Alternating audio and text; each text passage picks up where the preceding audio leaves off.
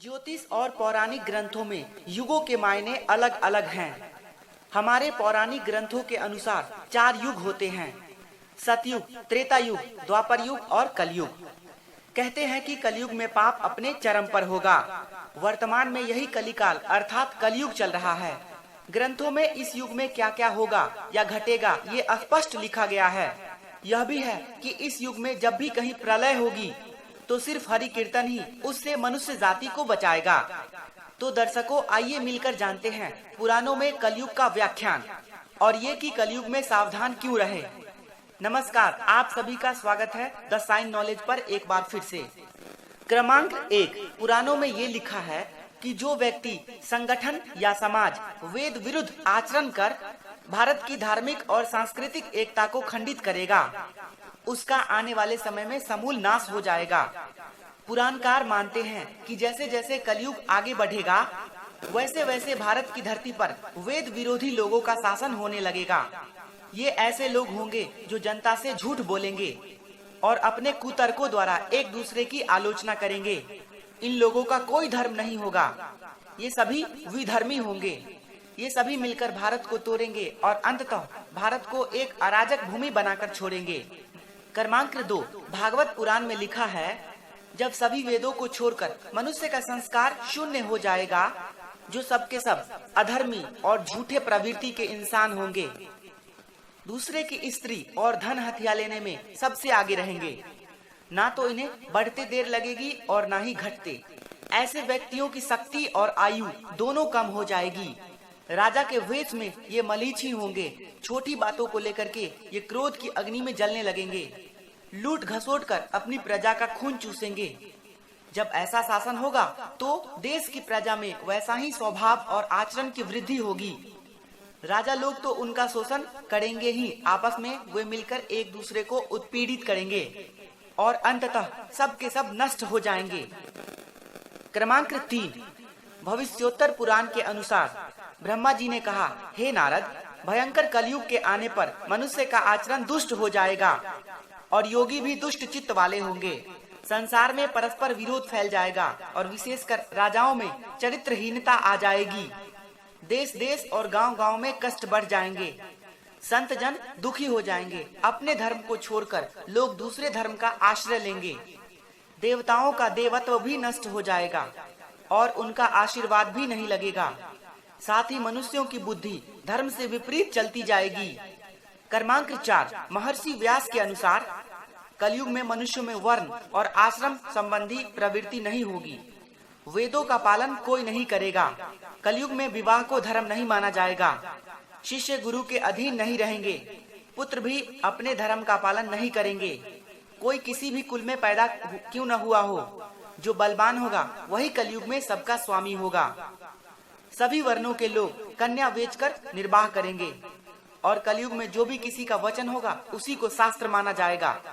क्रमांक 5, कलयुग में थोड़ा सा धन आने में मनुष्य में बड़ा घमंड आ जाएगा।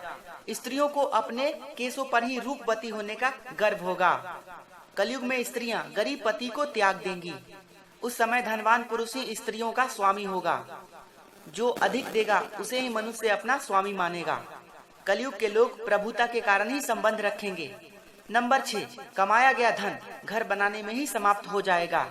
इससे दान पुण्य के काम नहीं होंगे और बुद्धि हमेशा धन के संग्रह में ही लगी रहेगी। सारा धन उपभोग में ही समाप्त हो जाएगा। कलयुग की स्त्रियां अपने इच्छा के अनुसार आचरण करेंगी। विलासिता में ही उनका मन लगा रहेगा। अन्याय से धन पैदा करने वाले पुरुषों में ही उनकी आसक्ति और लगाव रहेगी। कलयुग में सब लोग सदा सबके लिए समानता का दावा करेंगे, लेकिन वास्तव में ऐसा होगा नहीं। नंबर 7, कलयुग की प्रजा बाढ़ और सूखे के भय से व्याकुल रहेगी। सबके नेत्र आकाश की ओर लगे रहेंगे, लेकिन वर्षा ना होने से सूखे से परेशान मनुष्य आत्महत्या करने को मजबूर हो जाएंगे। कलयुग में सदैव अकाल ही पड़ता रहेगा। सब लोग हमेशा किसी न किसी कलेश से घिरे रहेंगे। किसी किसी को तो थोड़ा सुख मिल भी जाएगा। सब लोग बिना स्नान किए हुए ही भोजन करेंगे। देव पूजा, अतिथि सत्कार, श्राद्ध और कृपण की क्रिया भी समाप्त हो जाएगी। कलयुग की स्त्रियां लोभी, नाटी और अधिक खाने वाली और मंद भाग्य वाली होंगी। गुरुजनों और अपने पति की आज्ञा का पालन नहीं करेंगी, अपना ही पेट पालेंगी और क्रोध से भरे रहेंगी, देह शुद्धि की ओर ध्यान नहीं देंगी, असत्य और कटु वचन का प्रयोग हमेशा करेंगी।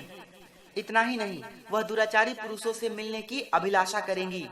क्रमांक 8, कलयुग आने पर राजा प्रजा की रक्षा नहीं करेंगे, बल्कि कर के बहाने प्रजा के ही धन का अपहरण करेंगे। अधर्मी मनुष्य संस्कारहीन होते हुए भी पाखंड का सहारा लेकर लोगों को ठगने का काम करेंगे। उस समय पाखंड की अधिकता और अधर्म की वृद्धि होने से लोगों की आयु कम होती चली जाएगी। घोर कलयुग के समय 5 से 7 वर्ष की स्त्री और 8 से 10 वर्ष के पुरुषों के ही संतान होने लगेंगे। घोर कलयुग आने पर मनुष्य 20 वर्ष तक भी जीवित नहीं रहेंगे, उनकी आयु घटकर कम हो जाएगी, औसतन 20 वर्ष हो जाएंगी। इसके अलावा लोग मंद बुद्धि वाले होंगे, व्यर्थ के चिन्ह धारण करने वाले और बुरी सोच वाले हो जाएंगे।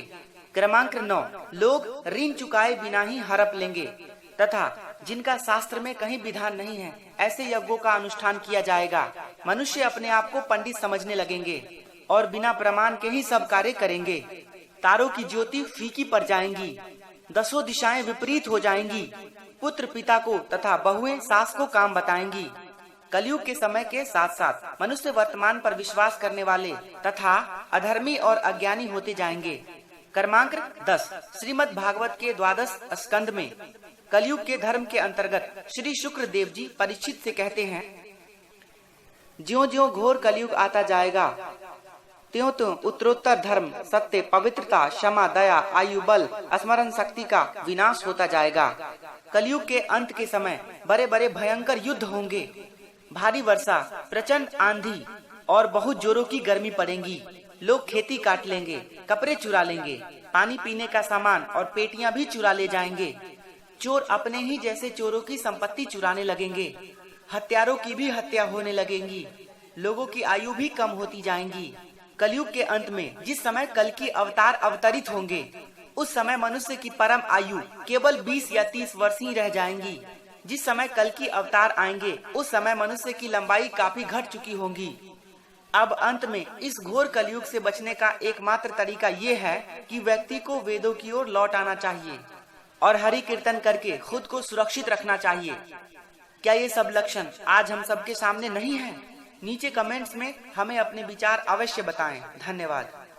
ज्योतिष और पौराणिक ग्रंथों में युगों के मायने अलग अलग हैं। हमारे